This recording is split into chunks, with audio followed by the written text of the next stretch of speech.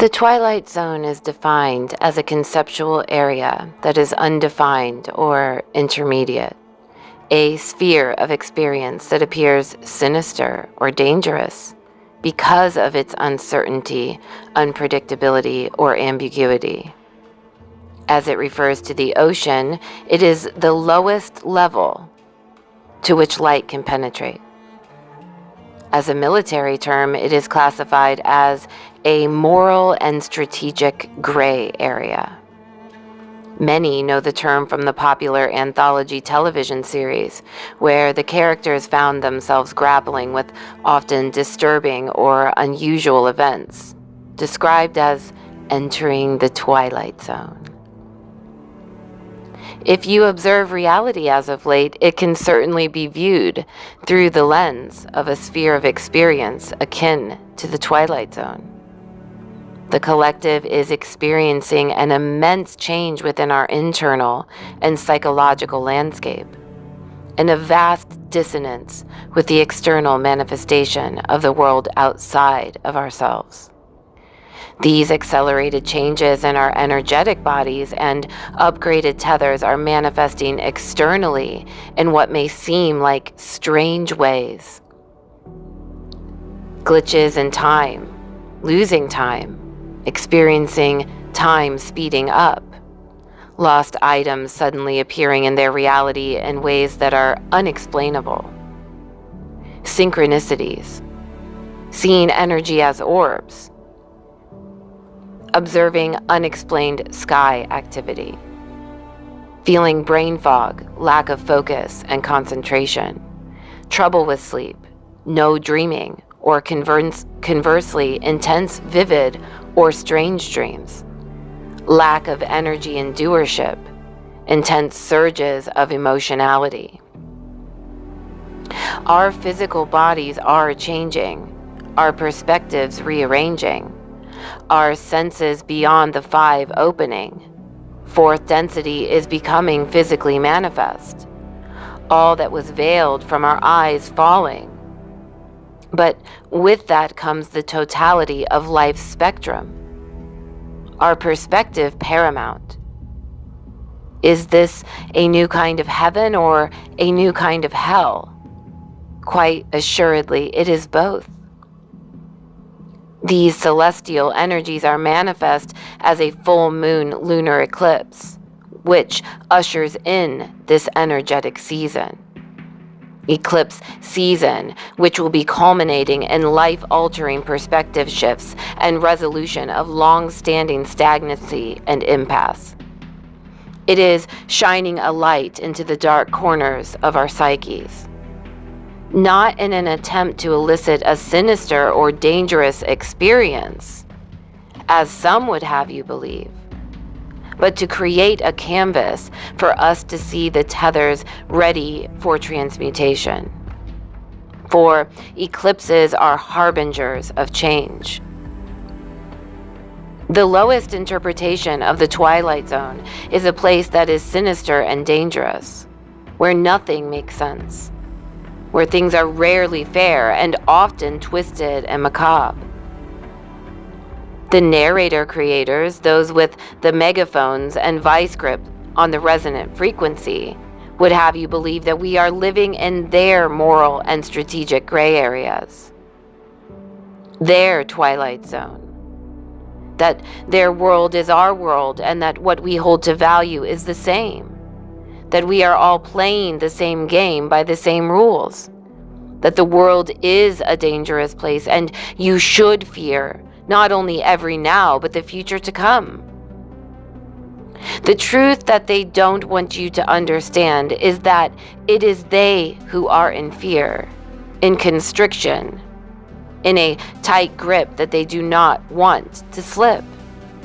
They who need control, they who need to package the world in false dilemma, us versus them, black and white, dark and light, their heaven or your hell. And yes, they play dirty and move in shadow and dwell in secret. It is a truth, but only one. And there are many. So many that the choices are endless. Yes, we have a choice. We have a choice. We can opt out. We can make a different choice. Hold other ideas to value. We can look at the myriad of options available to us and pursue them like galactic citizens, like divine beings, like the beautiful, brilliant light beings we came here to be, like eternal beings who will outlast one simple lifetime, like souls having a human experience in the material realm, not material beings having a finite material experience. At its highest vibrating aspect, we can see the Twilight Zone as a sphere of experience that is intermediate and yet defined. Yet defined means that we get to decide upon the perspective we get to take next in the dance with the great tapestry. We get to refine long, outdated energetic cords and tethers. And although I may stand here with a tiny microphone, I am here to say that they are being resolved. Long-standing energetic waves with ceilings we just could not break are now open vistas. This gives us the opportunity to move beyond the initiative and begin implementing our co-creative abilities as adepts. For we are the harbingers of change, the grid keepers, the way showers. We are building new ways for a new time. It is now time to begin viewing ourselves as galactic citizens, as eternal beings that are stewards of this earth, not just in a singular lifetime, but across eons. We came here to shake things up, to be the eclipse, the harbingers of change. I have heard this quote that says, "In life, you die twice. Once at physical death, and the last when you fade from memory." The truth at the soul level is that we are all eternal. Energy cannot die. But the truth at the level of incarnation, where we came here to be, to experience, to imbibe, is that in just a few short years, the last vestiges of our experience here will be forgotten to the sands of time. The things we spend our whole lives trying to acquire won't be coming with us, nor will they hold up here forever. Likely most will end up in the bin. Any money left will be spent in short order. Anything short of art in the form of music, canvas, written story, and poetry will eventually have its last listen, last read, last interpretation. So what then matters in matters of matter? It is the generational cycles we break, the love we give, the time we spend with others, the lives that we took on as ourselves, the hugs we gave, the shoulders that were cried on, the animals we rescued, the paradigms we shifted, the evolution and expansion of consciousness we opened, the joy we spread, the laughter we created, the grace we extended, the acceptance we gained. Living life at its full measure. You know, it's a fascinating place, that Twilight Zone in the ocean. Being void of but the smallest available light, an amazing adaptation occurs. Bioluminescence. There are certain animals that create their own light. They circumvent the Twilight Zone by creating an entirely different game with different rules and different values. Although they swim in near darkness, they become the light. And what is that bioluminescence but magic? Pure life force energy. For love and light and life will always find a way.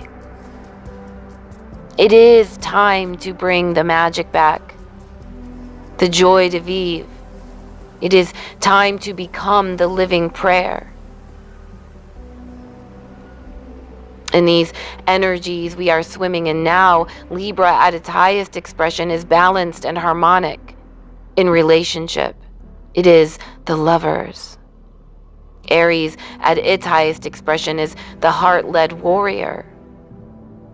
We will all die twice in this lifetime. We have died hundreds and hundreds of times and many others. Many will incarnate again and die once more and once more. Some will have children who carry on.